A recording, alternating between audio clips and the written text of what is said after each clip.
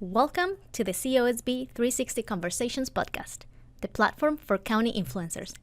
This is a new platform being launched by County HR's Organizational and Talent Development Division to engage with our leaders and keep our workforce informed. This is also one way that we can share the efforts of departmental staff and what it takes from a leadership perspective to keep the wheels turning in our organization. This podcast is being co-hosted by June Mighty and Dr. Leonie Mattison. Welcome. I always say welcome. So, welcome to the COSB 360 podcast. I am one of your hosts, Dr. Leonie H. Madison, along with my co-host, Miss June Mighty. And today we have one of my favorite people. Hello, look in the background. One of my favorite all-time supervisors. Do not tell the other supervisors I said this.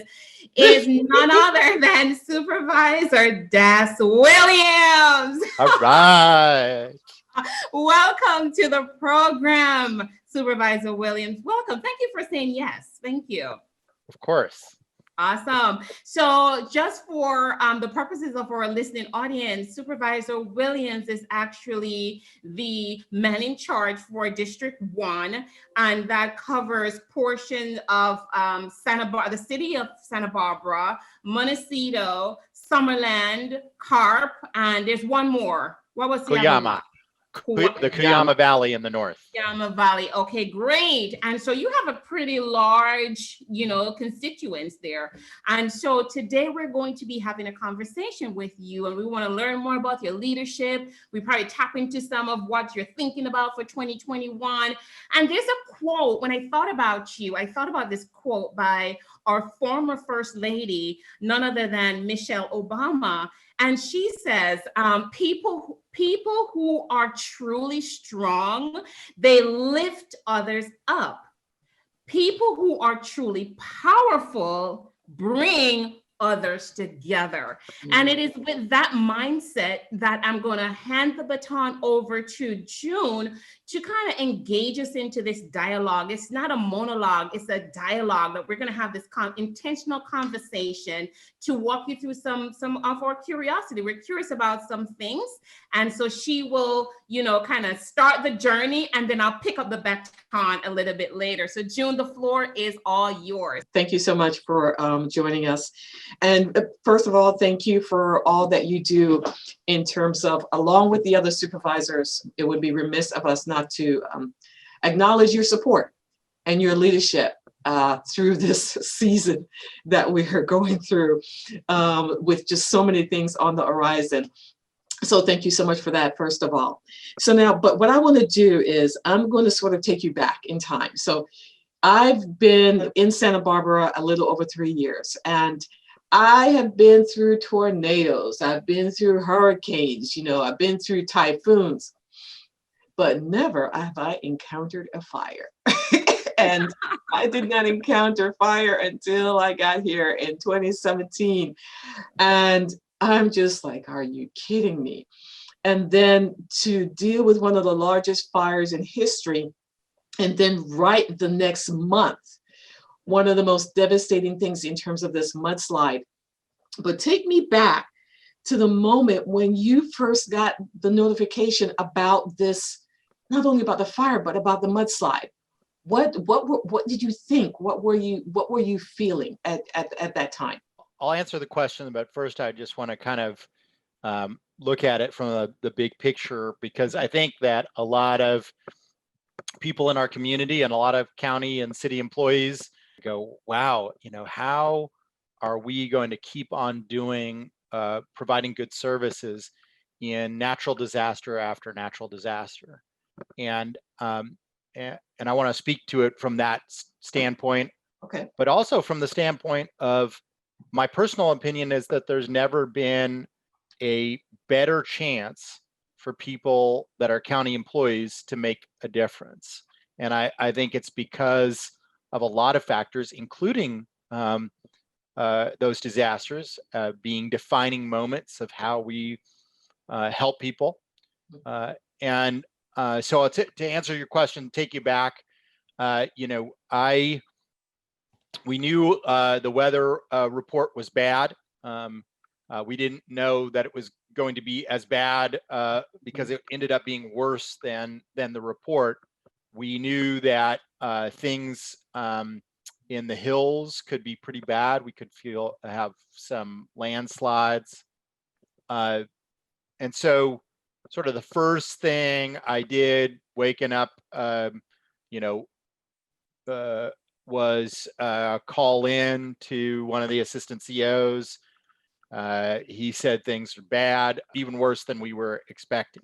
But you didn't know the depth of it until really mid morning, and then our units that were in there helping people, the information filtered from that to our leadership, and we realized what a depth of a tragedy that we had to deal with. Wow.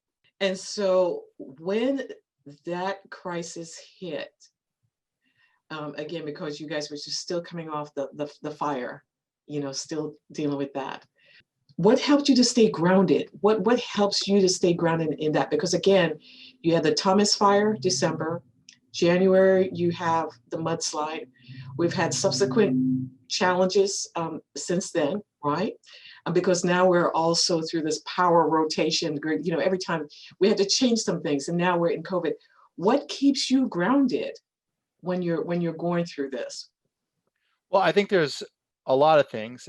My faith keeps me grounded. I mean, the example both of people that have gone before is that to make a difference usually takes a great deal of sacrifice, arguably a lot more sacrifice than even we are called upon to give. And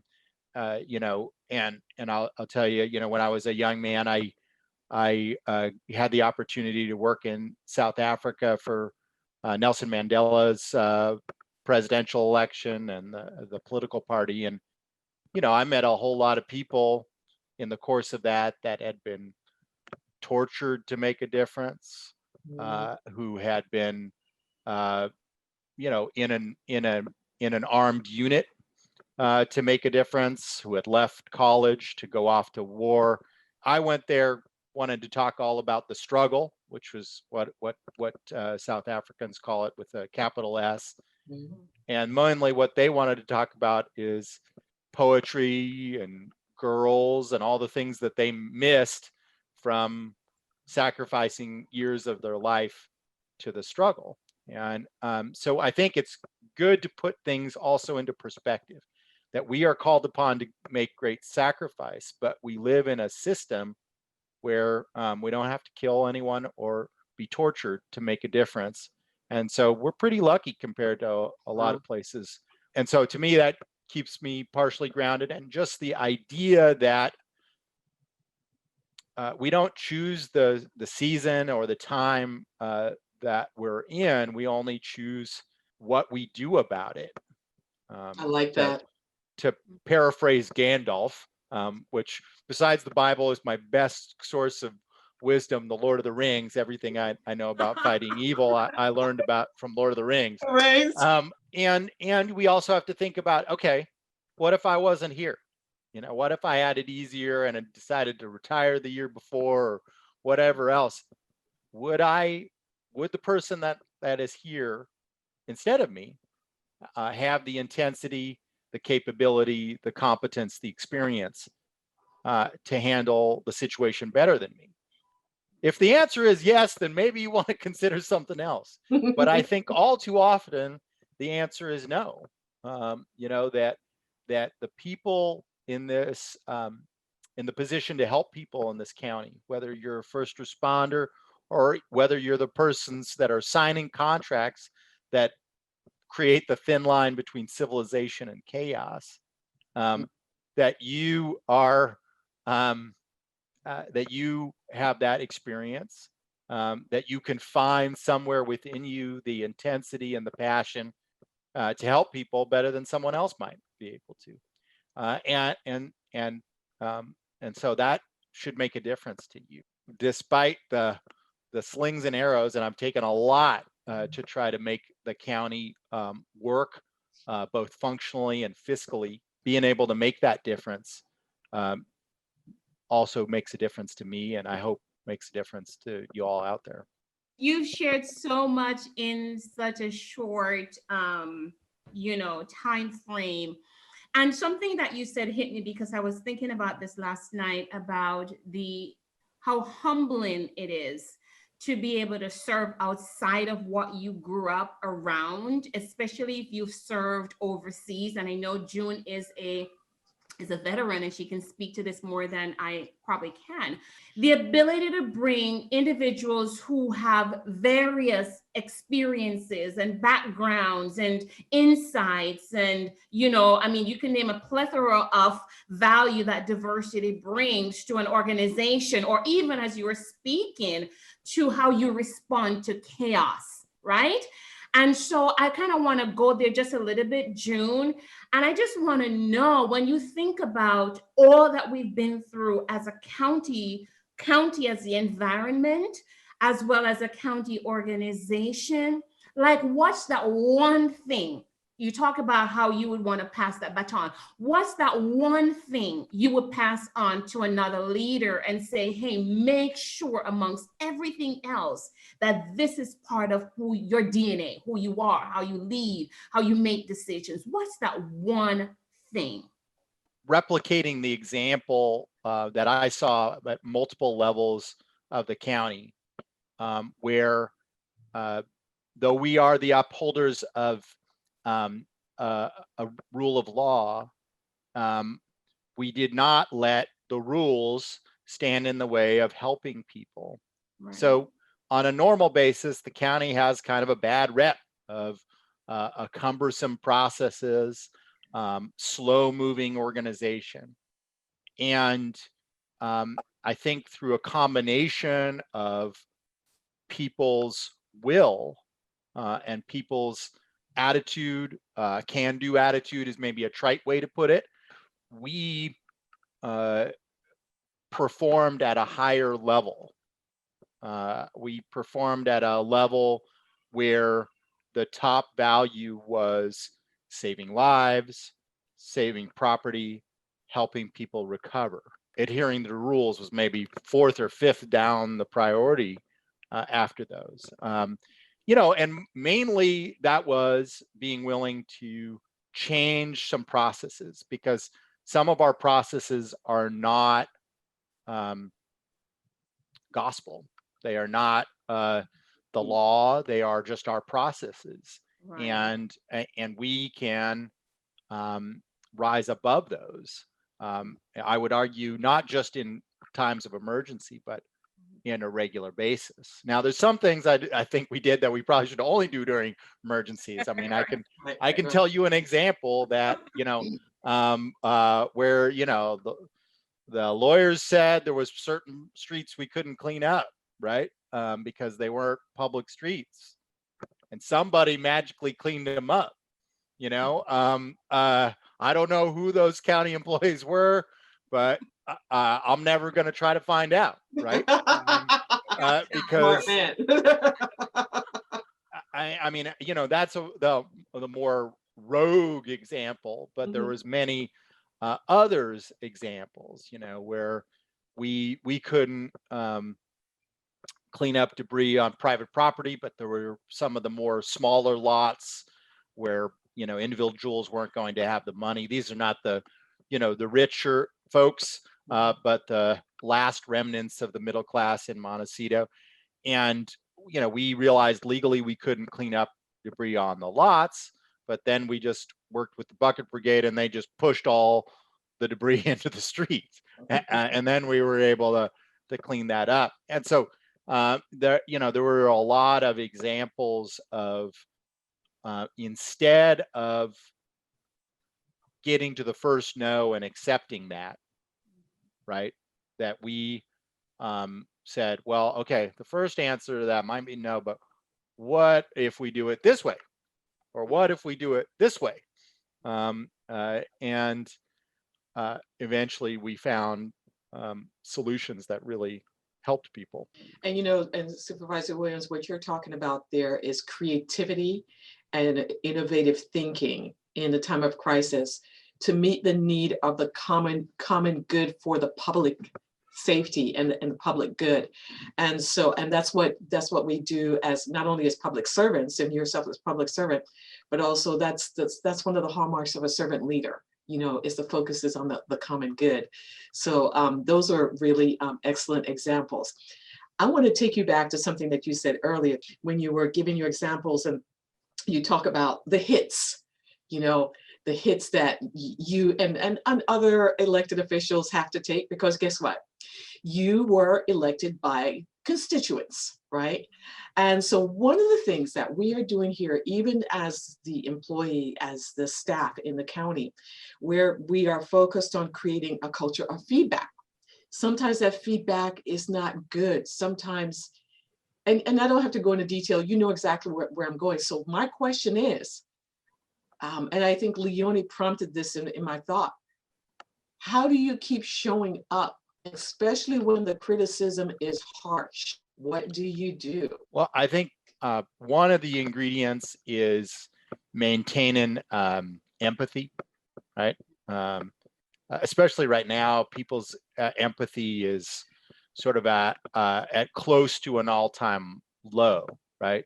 Disasters normally bring out a lot of empathy. The Thomas Fire and Flood brought out a lot of empathy in the community, where, you know, people all sort of rally around the people that are most proximally affected.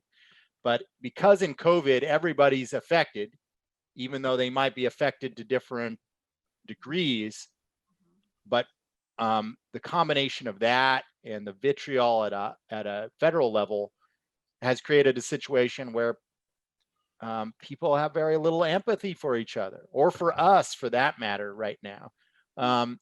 And I think in that milieu, you know, it's really important to still maintain empathy. You know, I've definitely had people who, you know, either literally scream at you, or you know, or figuratively through their email scream at you, who later on are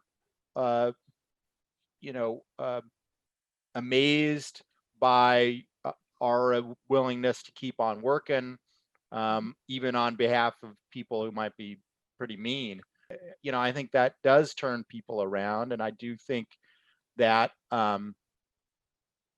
you know, helping people is not a search for our gratification and recognition. Helping people is a value and a service in and of itself. You know, and I would say there's nowhere, whereas this is like most difficult than in, say, something like marijuana policy, right? I mean, I'm a Christian and an environmentalist, so that means I'm a social engineer through and through. And so I can empathize with people who want to build society just in this perfect way. But nowhere does our limitations of building society just how we want it be revealed more in our ability than on something like drug policy, for example. Some people have the illusion that whatever rules we make creates reality directly, and that's actually not the way things work. And so when you try to create a framework, what I would say is a pragmatic framework that says, hey, we're going to have a better community if we can put a stick in the eye to the black market, have a legal market for marijuana, and use that as a revenue source. And instead of decreasing public safety with the presence of marijuana, that is through black market, which is in Southern California usually cartel related, you are actually increasing public safety, because you're not only taking market share away from the bad guys, but you're also creating a revenue source to fund basic public services, including public safety. You have to kind of come to grips with the fact that the public doesn't connect the creation of revenue with their own benefit.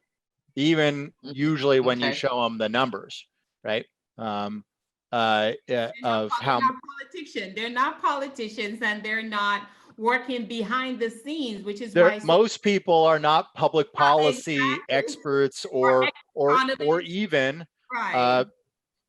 or even technocrat. I mean that in a positive way. Technocrat staff, meaning you know what you're doing, you know how to execute, and you know it takes resources. Well, most mortals don't know that, right? And Most mortals are like, they think we just pull money out of the sky somehow, and that if we don't tax one thing, that somehow we'll find some other way to get it. We know as county employees that that's not the case, but I have come to grips with the fact that the public doesn't see that direct connection. But in this case, it will soon be a fact, and is partially already, that if we have enough resources to provide adequate child welfare workers to keep kids safe and to keep a path for our foster kids, or to have a good path in life, it's going to be because of marijuana revenue.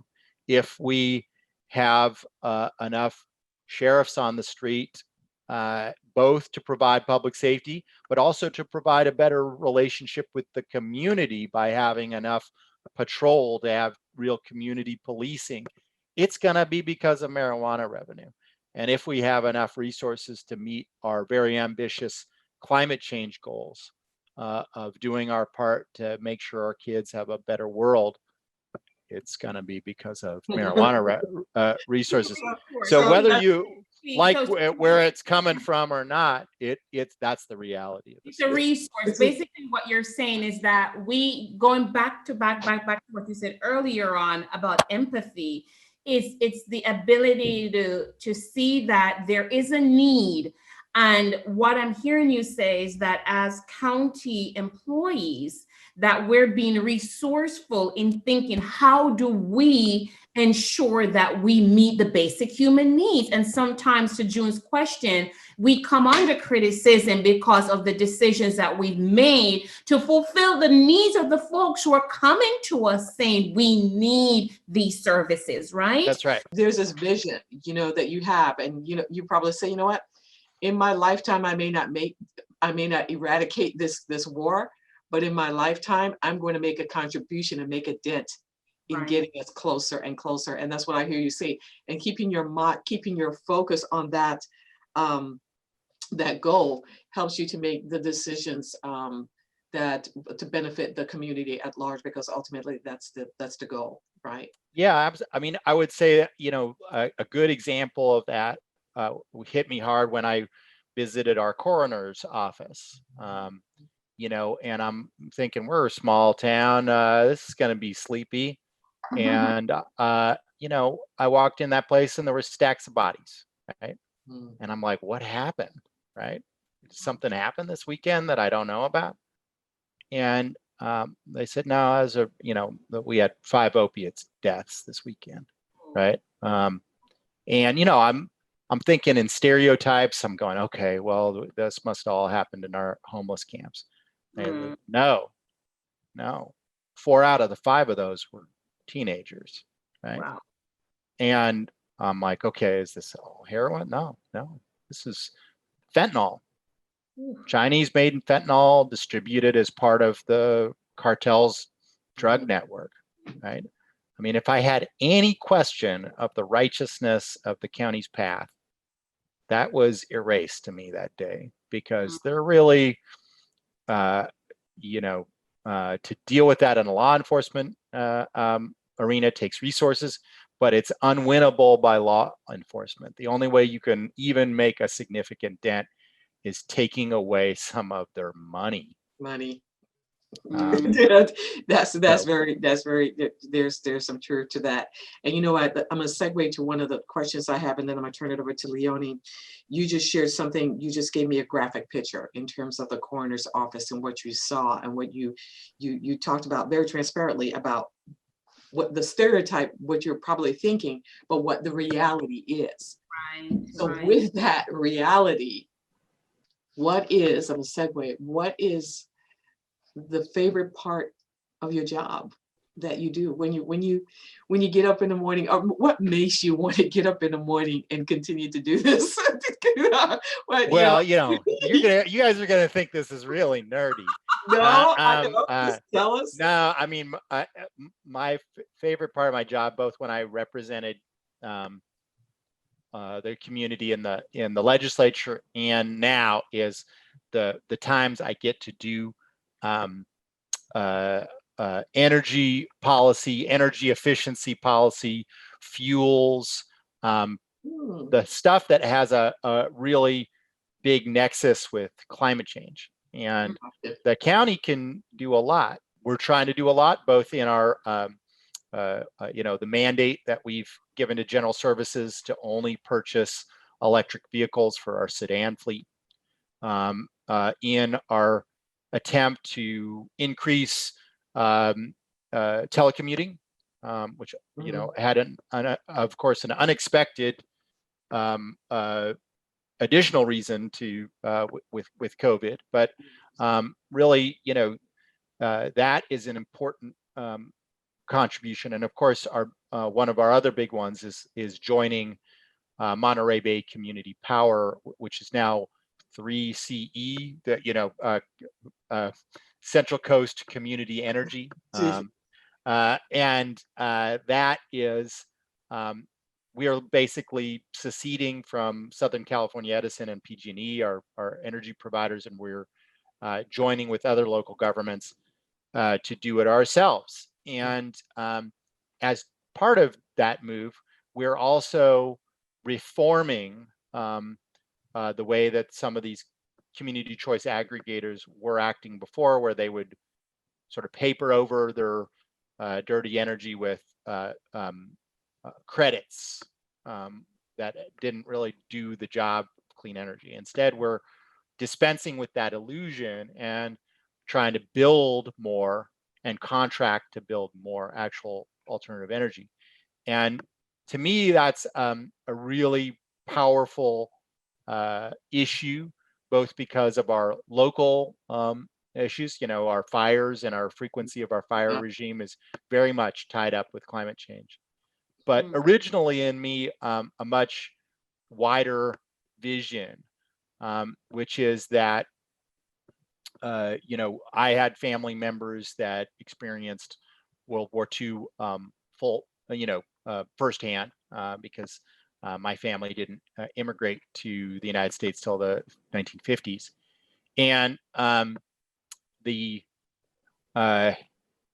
and my wife had some family members in the same boat, though on different sides.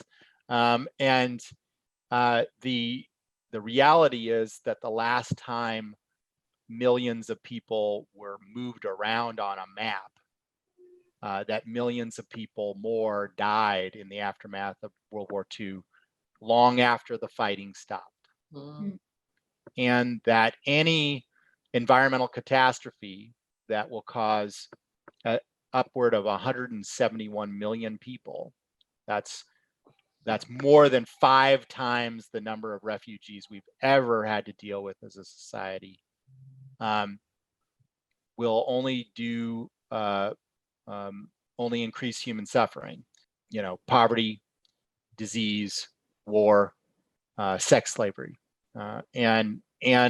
so I think people usually think of climate change in terms of the impact to those of us with the highest living standards in the world, but it's nothing compared to the impact of a poor villager in the Philippines or Bangladesh.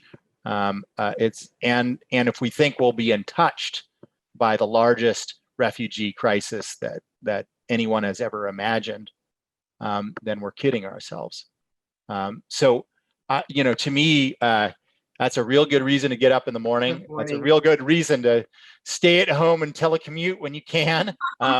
It's a real good reason to be thinking about how every department can reduce their energy load, and that we as an institution can fulfill our very ambitious climate change goals. Thank you so much for that. Again, very transparent and candid response. It's always good. A lot of times, and I'm just like, I think every other resident, we listen to elected officials on so many different levels, and you draw conclusions about each one just based on a snippet, a soundbite of what they're talking about, right? But it's always good, and you've really helped me even today to want to probe more to really understand about the person behind the policy, the person behind the decision, the person behind the soundbite. Because then I think that really helps us to collaborate more effectively and understand the heart of the person, because what you just demonstrated was a grander vision, something larger than just the environmental factor, but a grander vision, a heart for people, and a heart for people, not just Santa Barbara, but you also connected with the world stage. And when you talk about Bangladesh, we are in a beautiful region, yes, but we don't work in isolation. What we do contributes to a much larger thing. And you just helped to connect those dots. So thank you so much for doing that. Leonie. Yes, I mean, such a detailed overview, and I know it's an overview, a summary of the favorite parts of your job. And gosh, I'm curious. I'm the nosy one. I want to know, what is the inspiration for your leadership? Tell us. Well, I'll give you, I think I was definitely very affected I was kind of, a little bit disturbingly precocious of a kid. I don't mean in always a good way, right? I had a pretty dark outlook as a grade schooler. So it might not be strange that something might appeal to me as much as, say, Lord of the Rings. So I'm going back to that, which, I read for the first time, I think it's second grade. But what I liked about it, and what I continue to like about it as an adult, is who are the heroes, right? Is it the badass warriors who can do all that stuff? Well, they made them a little more important in the movies, right? Right. But no, those aren't the ones who save the day in the Lord of the Rings. It's the weak, it's the dismissed, it's the people who are afraid, and who are expected to do very little, but instead do much. It's the hobbits that are so weak that they don't even deserve attention from the Dark Lord and all those folks, who show their courage and their willingness not to be corrupted by power, and therefore they're able to be successful to overcome. And I like that, because that's, to me, as an adult, I understand we don't have wizards to save us, right? We don't have badass warriors to save us. Right. It is the normal people that are called upon to be heroes. And I think it's really important as a society to learn that, because as a society, we look for someone else to save us. We look for messiahs, right? Right. Even when we had a president telling us, you're going to save us, you're going to make the solution, how somehow most people translated in their mind was, no, you're going to save us. We don't have to do anything. You're going to save us. No, that's not how it works.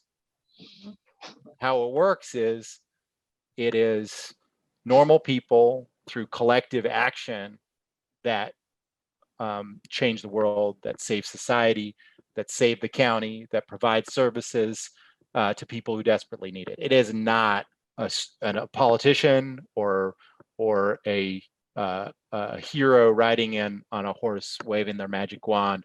Boom, it's done. That's not how the world changes.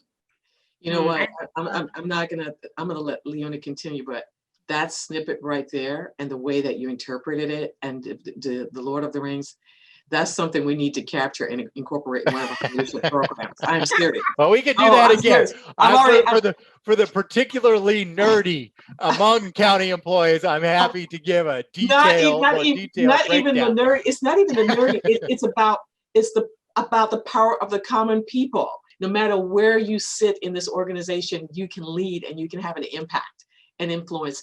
And you just really sort of brought that together in a way. So I'm going to introduce the Lord of the Rings to leadership. Some way, shape, or form. Watch this. Yeah, and I am feeling so inspired. I have to tell you, and I don't get inspired very easily unless it really stirs my spirit. And something that you touch upon about it's the everyday person that really makes a difference. And I, like you, I'm a Christian, and I was reading the story of Nehemiah and how Nehemiah's courage to face the fear in spite of, but what really provoked or empowered him to go rebuild the ruins, right, was because he had the people. His heart was for the people, and that pushed him, that empowered him to step out on faith, right? And then you stirred me again. I was thinking, I just published a book last year, and I talk about these undervalued, overlooked women in the Bible, such as Rahab, who made a decision that I'm going to put the next generation, ahead of my needs. And I'm going to make some decisions that in the moment I may be criticized for it, but in the long run, they'll see that my decision today makes an impact tomorrow. And that's what I hear you saying, is that nobody's going to save us. The president is not going to save us. Supervisor Williams is not going to save us. And I want our county employees to hear us. It is all of us coming together and giving ourselves permission, right? Give yourself permission to step out and say, I am willing to do my part in my department, right?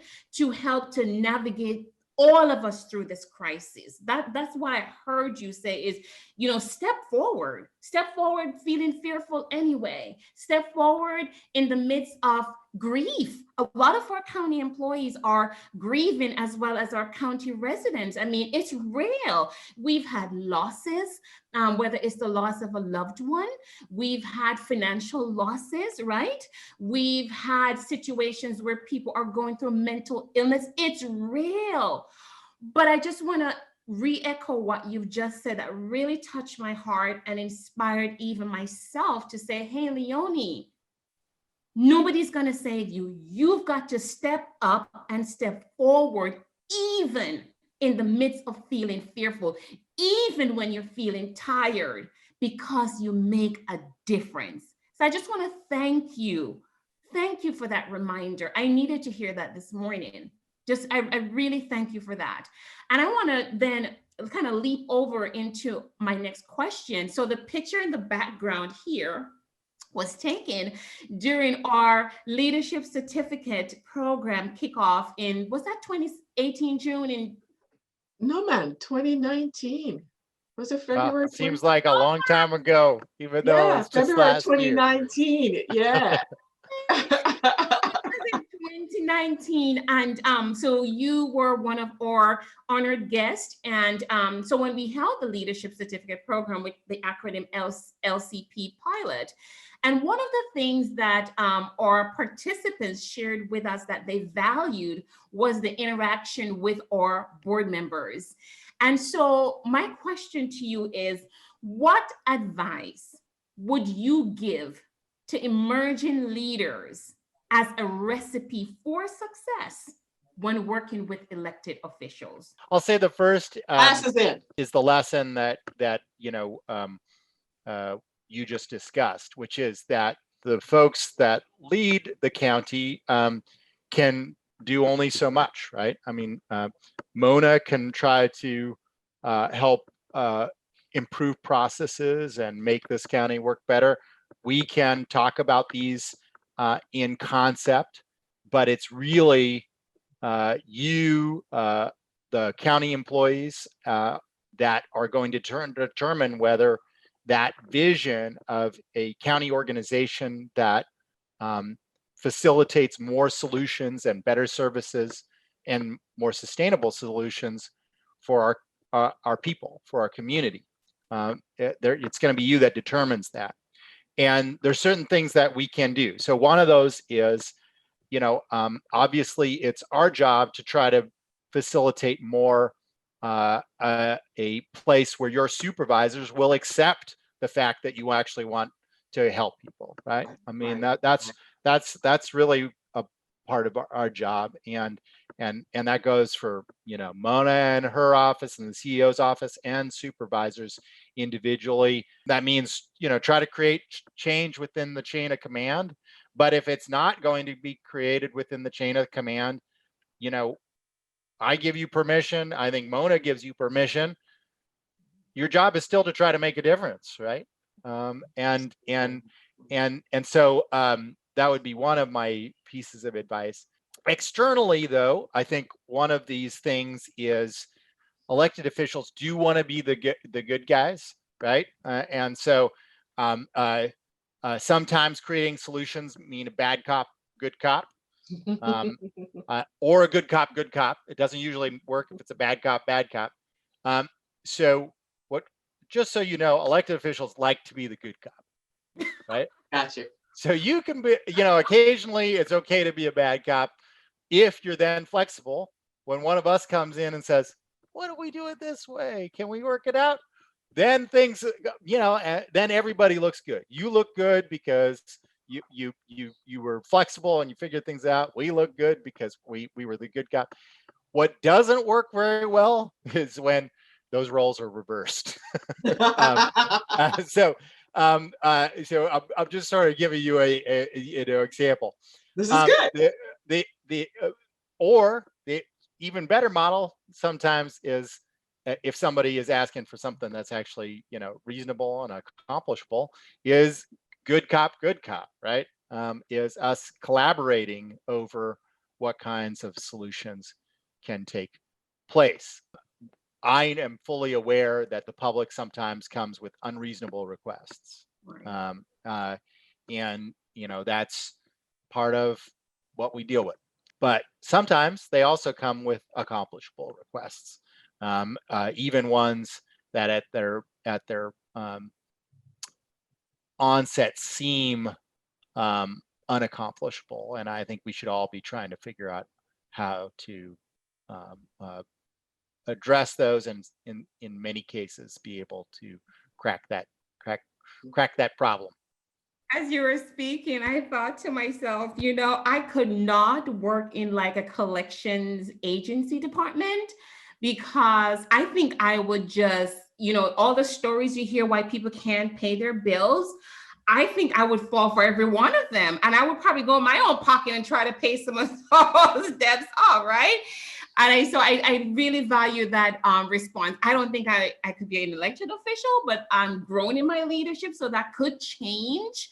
And so I'm just saying it could. I'm not sure, but I'm just saying it could. It was said here, ladies and gentlemen. This is Supervisor Williams. You heard it here first. You heard it. It's coming.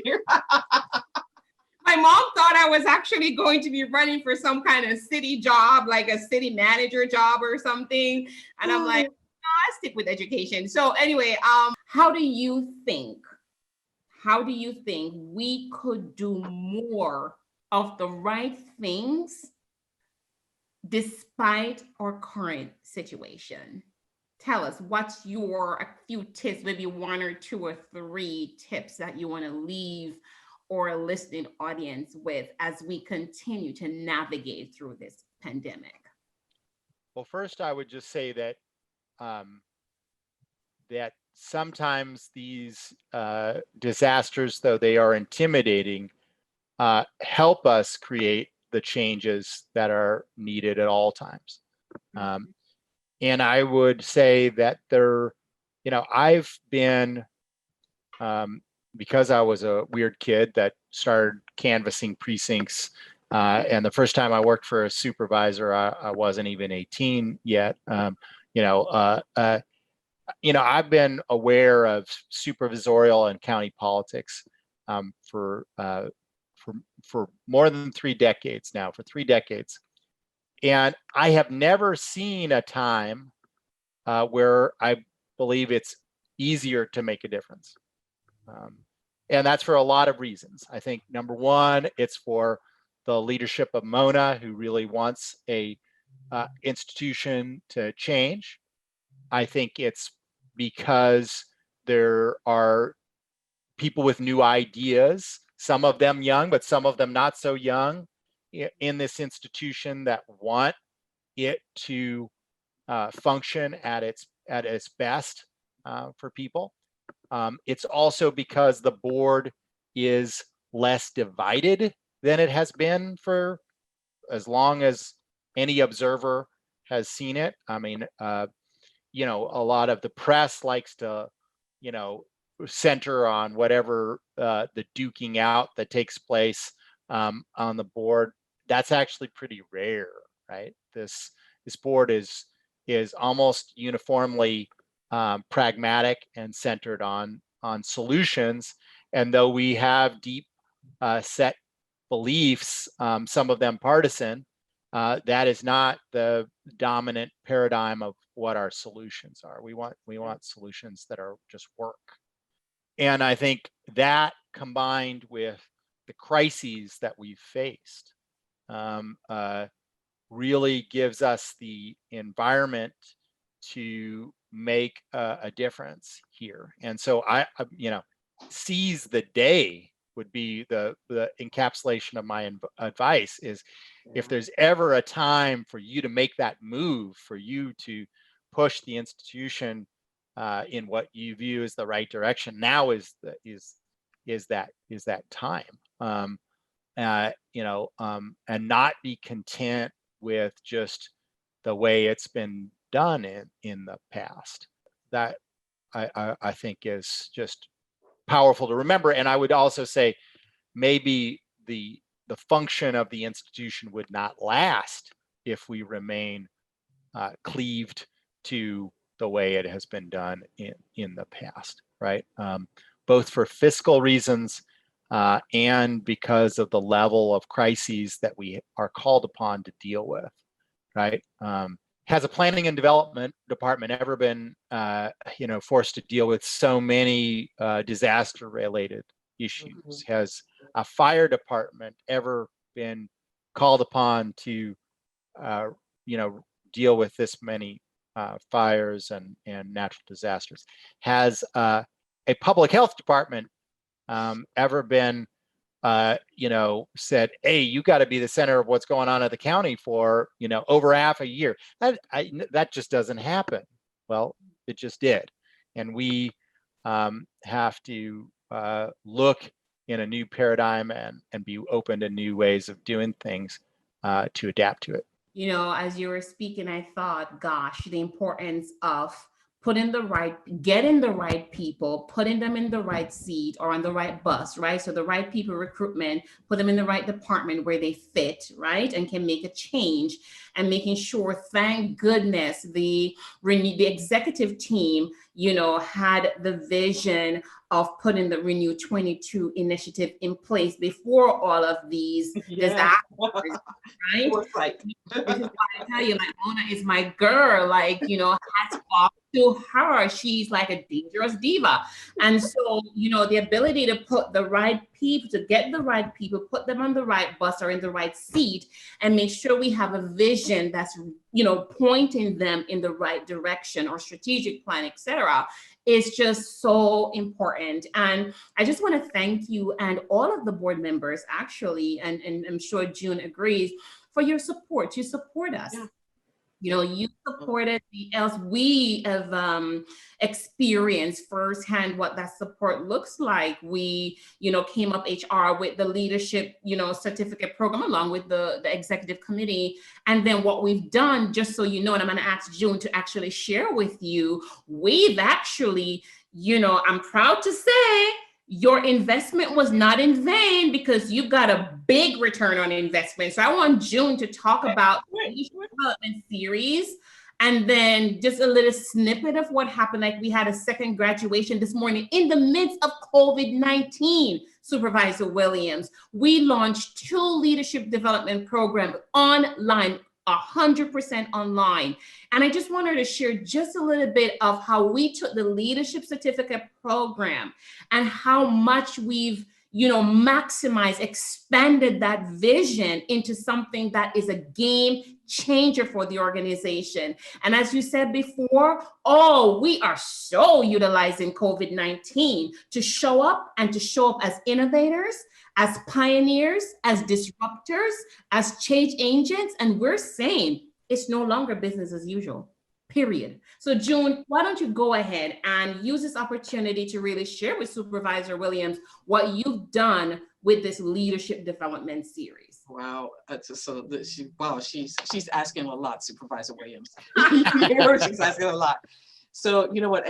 Again, because of the support that you and your colleagues have provided and the executive team, we had the opportunity to launch the program last year. And, we did it in a way that I don't think that even the participants, right, really expected it to be the way it was. But one of the things that you will hear from time to time about this organization is that we have silos. And so we've heard that even from some of the LCP participants, we've heard it from the Becoming a Supervisor participants, we've heard it from the bootcamp supervisor participants. But as they are going through these programs and they're having the opportunity to interact with each other, they are learning how to really reach across the pond, so to speak, and work with each other and collaborate more effectively. Especially for LCP, they've developed a synergy as a group that I think is necessary. So when you talk about that, it's not going to be someone coming in and saving us, but we have to do it ourselves. That's the type of thing that you and the support you've provided, as well as your colleagues, have provided us the opportunity to do, is to create that unity of leaders that can work together to help to move this county forward to where we need to go, right? And so then that's the LCP. And again, like I said, we just did a COSB podcast with 2 of those LCP alum, asking them to share some of their experiences because they've had to collaborate on some particular projects during COVID. And so I hope you'll hear that and your colleagues as well, just again, to see your investment and also the transformation that happens within them, because I remember one of the things that I said on the podcast, and I said, every time I went to that session with them, I talked about synergy. I talked about the importance. We have always been looking at what's taking place, what's coming. And so always went into those sessions with that mindset that I'm preparing leaders for what's coming. I didn't know COVID, but I knew something was coming and I needed them to get it. And I know they probably thought, she's probably like a little nuts. But now, just as we are in COVID and they're experiencing it, they're like, wow, the information was so relevant, and they're asking for more, and they want to rise to the occasion. And so that's the opportunity that you provided. Same with the leadership series. We have the Becoming a Supervisor, preparing people who are interested in becoming supervisors. We had 3 people who were actually promoted during the time of that session. And then I think 2 of them had the opportunity to participate in the supervisor boot camp. But it's about transforming, it's about changing people's minds and their mindset.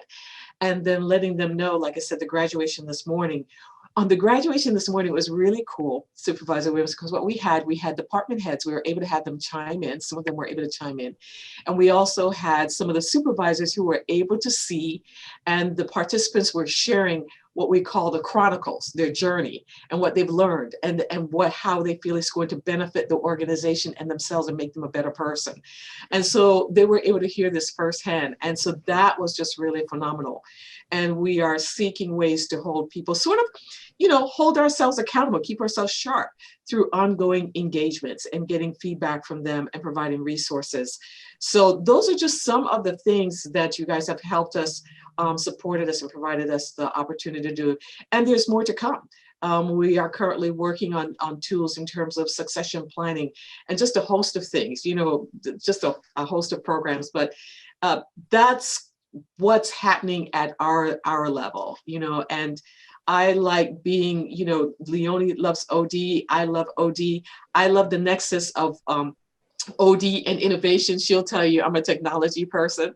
So even as you're probably also hearing about the Innovate SBC, which is part of the trainings that we're providing, you will hear about people making changes at their level, you know, and so much to come. And I think you have so much, again, with the other supervisors to be proud of, to be the good cop, you know, wear the white hat, you know, and say, you know what, we're doing this as a county during the time of my leadership and my support. And this is how we're helping county staff. And we really value that. We know that you are elected by the constituents, and ultimately we are here to serve them. But you have to invest in us so that we can be the very best that we can be to help them ultimately. And you are doing that. So thank you so much. Yeah, so thank you for sharing. So that was our little intro and a little update in the mix of all things. Yeah. You was speaking, I'm a foodie. And so what one of the things that jumped out at me is I'm from Jamaica, and we say 1 cocoa, full basket. So it's a little bit that you put in, making those small steps and showing up and doing your part ultimately will make the big difference over time. So Absolutely. on that note, I just want to say a big thank you. Thank you for showing up today. Thank you for having the dialogue with us, you know, that intentional dialogue, you know, of sharing your heart. I now know you on a totally different level that I did not have the opportunity to, you know, to kind of get an insight into who you really are. But if I had one key takeaway from our conversation today, what I heard you say in the very beginning, and you weave that throughout your time with us, is this crisis actually, it has created an opportunity for us to do some things that normally we probably weren't thinking of, right? Maybe, you know, in the past, we thought we couldn't do it. We didn't have the courage, or the opportunity just wasn't there for us to say, let's step out and do it anyway. But this crisis, this COVID-19 pandemic, created some opportunities, a lot of opportunities actually is what you say, for us to innovate, for us to think differently, for us to do things differently. And at the core of who we are as public servants, that we think about the people that we're called to serve. And as our director, Maria Elena de Guevara, always says, guess what, guys? You can't give what you ain't got. Don't have. That's right. That's where we come in.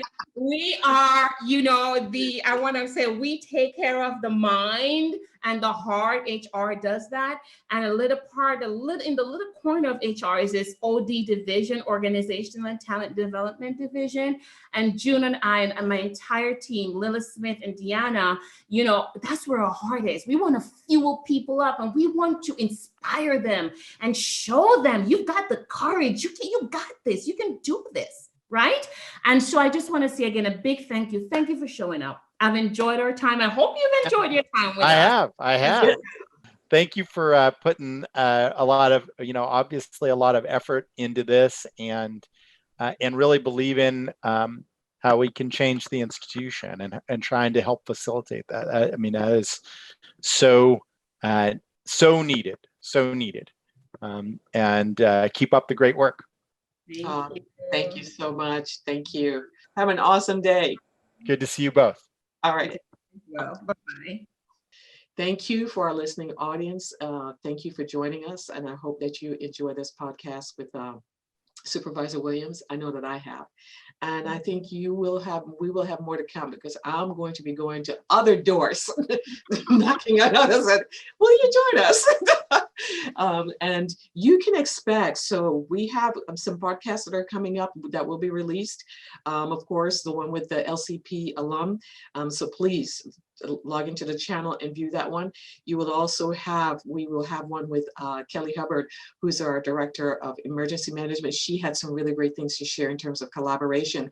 And then this one you will be seeing, it will be November, and I'll be saying probably Happy Thanksgiving, Happy Holidays, and all that sort of thing with Supervisor Williams. And coming up in December is going to be our own CEO, Mona Miyasato, again, sharing her wisdom and insight and giving us updates. So more to come, and we'll have some things for you in the new year. So more to come, and thank you guys for joining us. Leonie, thanks again. We do this thing well, don't we? We have a great we have a great time with this. We have a great time with this, and I love it. All right. Talk to you later. Have a great day. Okay, you too. Bye-bye.